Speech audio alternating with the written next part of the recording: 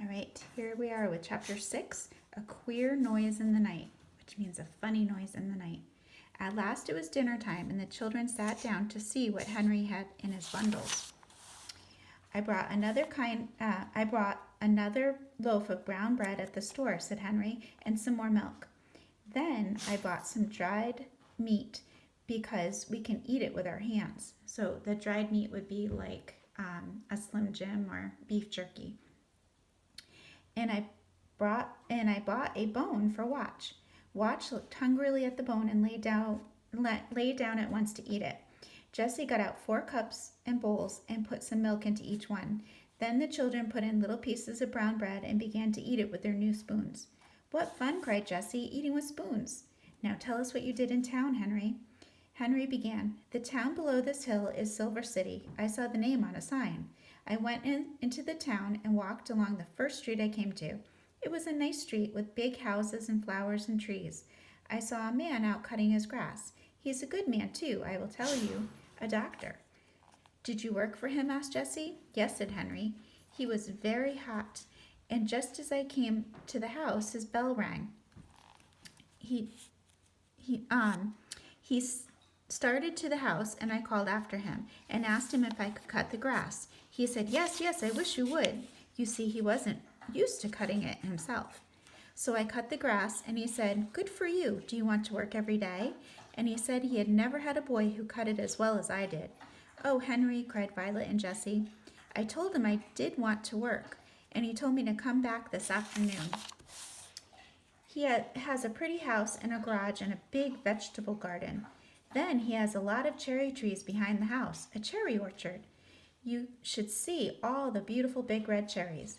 Well, when I was cutting the grass near the kitchen, the cook came to the kitchen door and watched me. She asked me if I liked cookies, and I said I did, and she gave me one. What did you do with it? Asked Benny hungrily. When she went back into the kitchen, I put it in my pocket, said Henry, laughing. Did she see you? Cried Jessie. Oh, no, said Henry. I played I was eating it. For a long time I carefully ate away on nothing at all. Benny began to look at Henry's pocket. It did look very funny. Do you think it's still in his pocket? Henry went on. When I came home, the doctor gave me $1 and the cook gave me this bag. Henry laughed at Benny and pulled the bag out of his pocket. In it were 10 delicious brown cookies. Oh, cried Benny. Please, Jessie, let's have cookies for dinner. Yes, indeed, said Jessie. Then Henry opened his last bundle. I thought we ought to have a tablecloth, he said, so I got one at the store, but it wasn't hemmed. Violet begged, oh, let me hem it. She took her scissors out of her work bag, and cut the 2 ends even. But before she began to hem the pretty blue tablecloth, she helped Jessie wash and rinse the dishes and put them away. Benny helped too. When Henry said goodbye and went back to town, all the children were working happily. Watch was trying to make a hole with one paw to bury his bone in. I'll help you bury your bone, Watch, said Benny. Oh, no, Benny, said Jessie. Watch wants to bury his bone himself. You come and help me. I'm going to make a broom for the house. For a little while, Benny ran around finding sticks for the broom, but he soon went to sleep on the ground with the dog for a pillow. The 2 girls sat by the brook. Violet was hemming the blue tablecloth, and Jessie was making the broom with a long stick for a handle. When Henry came back at supper time, the broom with its long handle stood in the kitchen, and the new tablecloth was hemmed. Henry admired the broom and the tablecloth. Then he gave Jessie a small bundle. Oh, butter, cried Jessie, her eyes shining. It was butter, yellow and sweet. The 4 children had not had any butter for many days. At last they sat down to their fine supper. Now this spoon is a magic spoon, said Henry. Turn it around and use the handle, and it is a knife. He showed Benny how to put the butter on the brown bread with the magic knife. With dried meat, bread and butter, milk and cookies, the children could not ask for a better supper. What did you do this afternoon, Henry? Asked Jessie.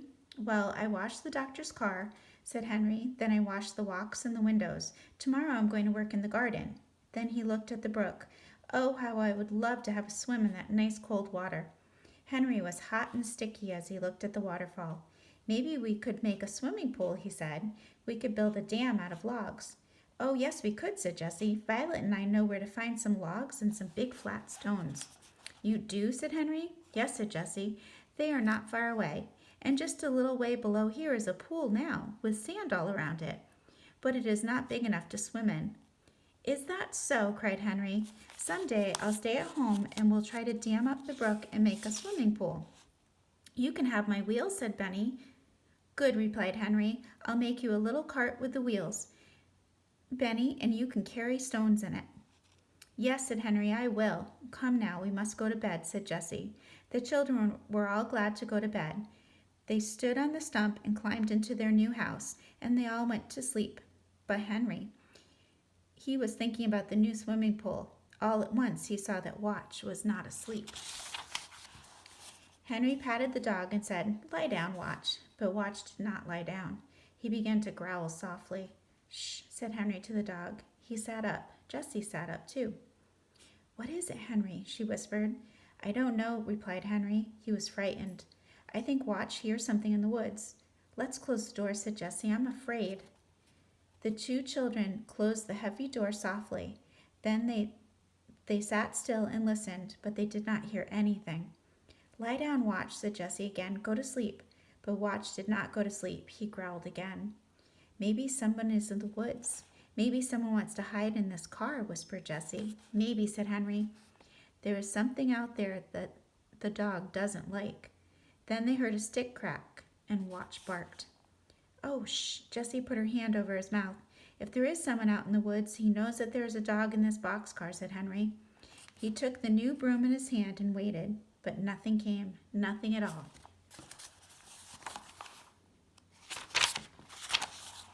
The two children waited and waited. Violet and Benny slept through it all. I'm going to open the door now, said Henry. They opened the door softly and then listened. The dog sniffed a little. Then he turned around 3 times and lay down. He put his head on his paws. It must be all right now, said Henry. Watch knows. Maybe it was just a rabbit. So at last they all went to sleep and slept until morning. So it is kind of scary to think that there was something out there and they don't have any parents watching out for them. I wonder what will happen in Chapter 7. A big meal from little onions. I'm wondering where Henry's going to find, or the girls are going to find onions. All right, you'll have to wait until we get into Chapter 7 next time.